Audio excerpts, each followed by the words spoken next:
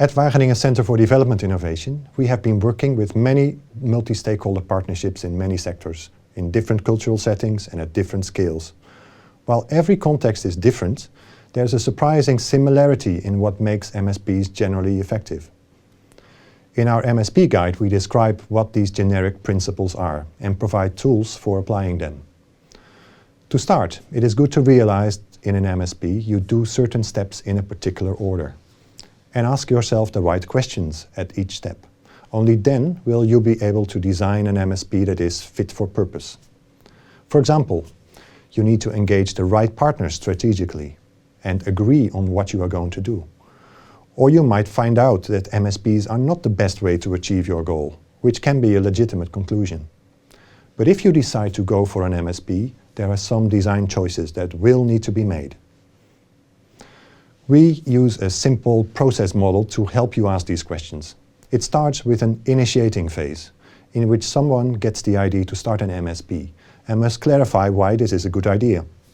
From there on, the adaptive planning phase is about defining in detail what issues and opportunities will be focused on, based on an agreed theory of change.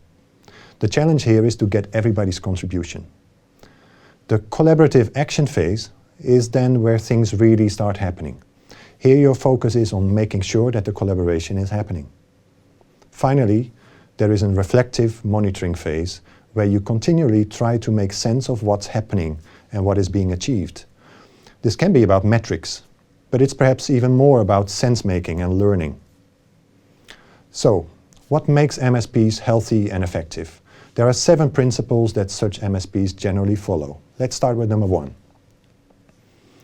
Just like nature is a complex adaptive system, human systems are also complex, which means that change is dynamic and unpredictable.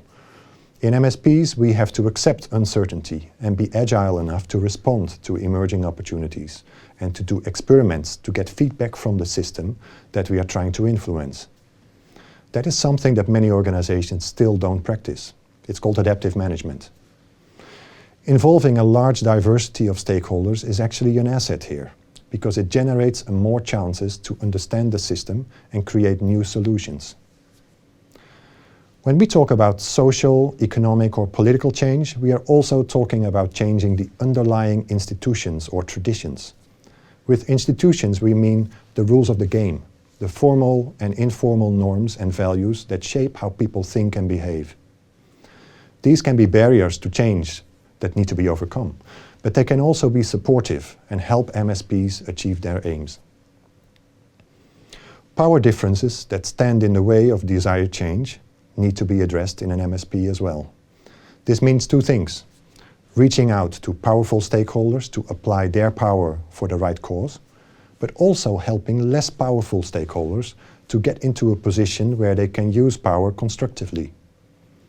It takes real effort to create MSPs that are safe spaces, affecting real change. Conflict arises when parties or individuals have different interests and struggle unproductively over them, rather than consulting or negotiating solutions. Conflict is an inevitable part of any MSP. Most successful cases that we know about tell a story of working through conflict before the real synergies started to happen. In effective MSPs, this is essential to understand the conflict, bring it to the surface, and deal with conflict. Underlying any effective MSP is the capacity and willingness to communicate in an open, respectful, honest, empathetic, and critical way. This involves abilities to both listen to others and to clearly articulate your own perspectives and ideas. Process designers can ensure that space is created for exploring the worldviews that underlie stakeholders' positions, and also keep an eye on and acknowledge the emotions of the people involved. These are necessary to move beyond merely debate and have a true dialogue. Effective communication also means using decision-making mechanisms which deliver high-quality decisions and that are practically enforceable. Leadership patterns and capacities have a profound influence on the direction that MSPs take.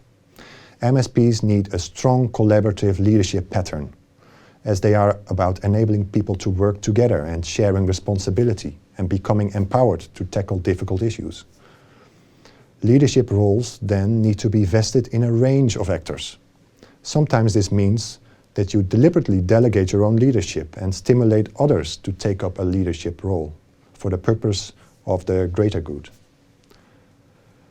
MSPs have to provide a space where learning can flourish, otherwise they are pointless. MSPs need mechanisms that enable different stakeholders to learn together from their collective experience. This means that you need events and activities throughout the life cycle of an MSP to bring stakeholders together, to talk, share, analyze, make decisions, and reflect on what they're doing together. The quality of these learning events can be the difference between a successful or a failed MSP.